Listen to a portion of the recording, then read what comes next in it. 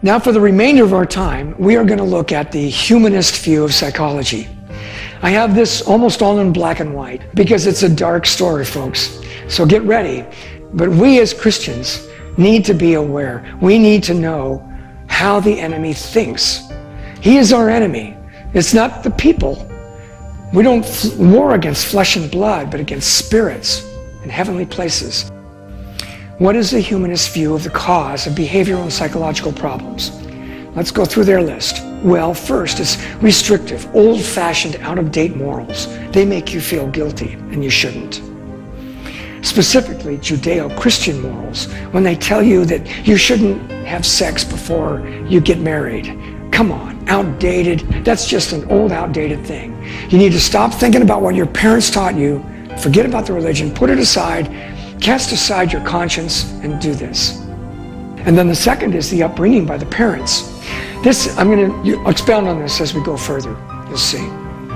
The third fault of the cause of our behavioral psychological problems is the social environment. So then they have to start doing some social engineering to change our thinking through the school systems and so forth.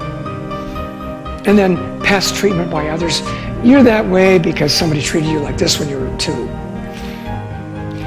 How do humanists treat, then, behavioral and psychological problems? Well, they demand tolerance in the society. That's why we have what we have going on in today's society, this demand for tolerance and the redefining of the word itself. They want to lighten punishment for sins, starting with the death penalty. You start at the top, the worst crime. I mean, that is the first law that God gave to man in regard to all of society. The one who takes the life shall have his life taken. That is the first rule of government. Then their next answer is psychotherapy. Focus on ignoring the mind and the conscience by acknowledging negative influences so that you can cast blame and responsibility on other people. And then, of course, release yourself from that personal responsibility. And of course, all of this to build your self-esteem, because that's really important. So we stop using red ink to grade tests in the schools now, because we don't want them to feel bad about themselves. And of course, drug therapy. Lots of that.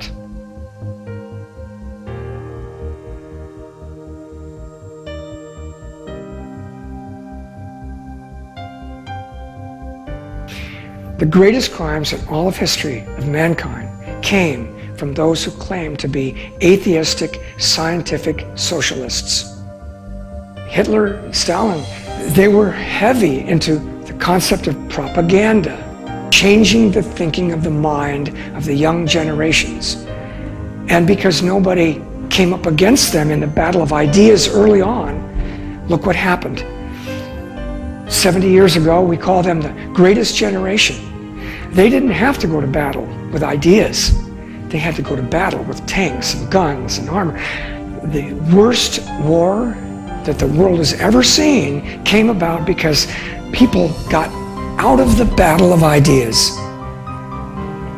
Today, virtually all students are taught radical ideas coming from the most godless minds in history, and they breed catastrophic results. I have a serious face on me because this is serious. This is going on, it's been going on for 60 years at least in our nation. Sigmund Freud, Peter Gray wrote this. He said, Freud's agenda for many years was to demolish religion with psychoanalytic weapons. Freud hated God and Christianity. Freud believed that it is the people who reject a biblical worldview and follow their natural, innate desires who are truly sane. Christianity teaches the opposite. We're supposed to control those natural desires. Benjamin Weicker, author of this book, 10 Books That Screwed Up the World, said, his rebellion took the form of baptizing as natural the most hideously unnatural sins, sins condemned by every society as the most unholy and unthinkable, such as incest, cannibalism, lust for killing, homosexuality, pedophilia, sex with animals, etc. He condoned those. He was teaching that those are the things that we should be doing.